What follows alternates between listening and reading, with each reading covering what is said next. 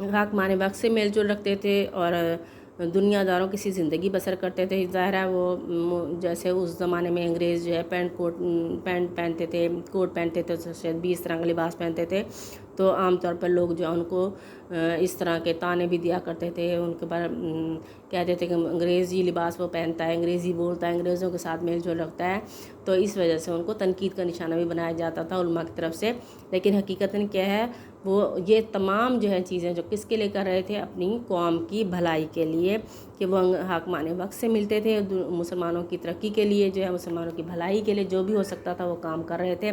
इस सिलसिले में उन्होंने सबसे पहले अलीगढ़ कॉलेज जो है उसका क़याम जो है वो अमल में लाए और वो है उन्होंने कोशिश की मुसलमान जो है अंग्रेज़ी तालीम हासिल करें, हर तरह के उलूम जो हासिल करें।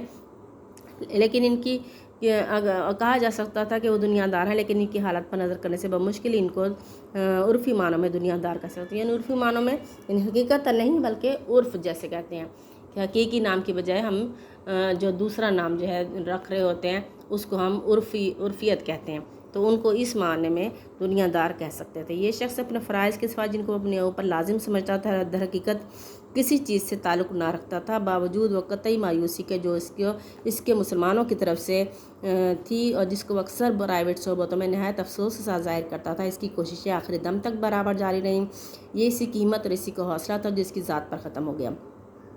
यानी ये शख्स सर सैयद अहमद ख़ान जो है अपने फ़राइज़ के सिवा जिनको अपने ऊपर लाजमी समझ, यानी वो मुसलमानों की तरक्की के लिए जो भी हो सकता था, जो भी बन सकता था उनसे वो करते थे।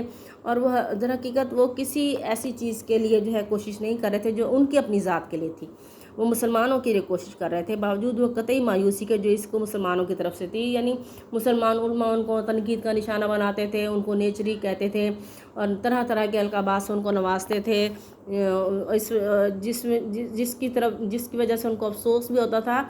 लेकिन वो ये तमाम काम जो है मुसलमानों की भलाई के लिए कर रहे थे और अक्सर वो प्राइवेट सोबतों में कहते थे कि मुसलमान वो काम नहीं करे जो उनको करना चाहिए। ख़ासकर मुसलमान उम्मा को जो है उनको चाहिए कि मुसलमानों जो वो काम करें उनका उसमें साथ दें।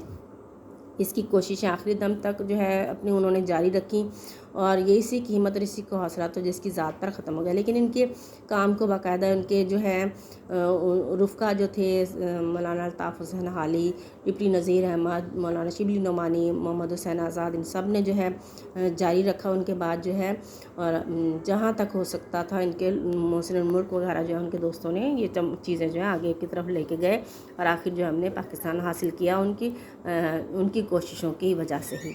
वो इन लोगों में से ना था जो लोगों को दुनिया से नफ़रत दिलाते हैं, ख़ुद माल और दौलत जमा करते हैं, बल्कि ये वो शख्स था जो एक उम्मीद महूम पर कि शायद कौम दुनियावी ज़िल्लत से निकले, अपना तन मन धन सबको हम खुद पर कुर्बान कर गया।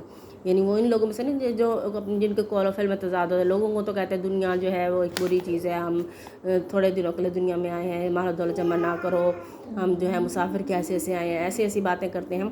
लेकिन हकीकतन क्या है, वो जायदादें बना रहे होते हैं, बैंक बैलेंस उनके भरे हुए होते हैं और सिर्फ लोगों को जो है दुनिया से नफरत दिलाते हैं। बल्कि वो जो है क्या था,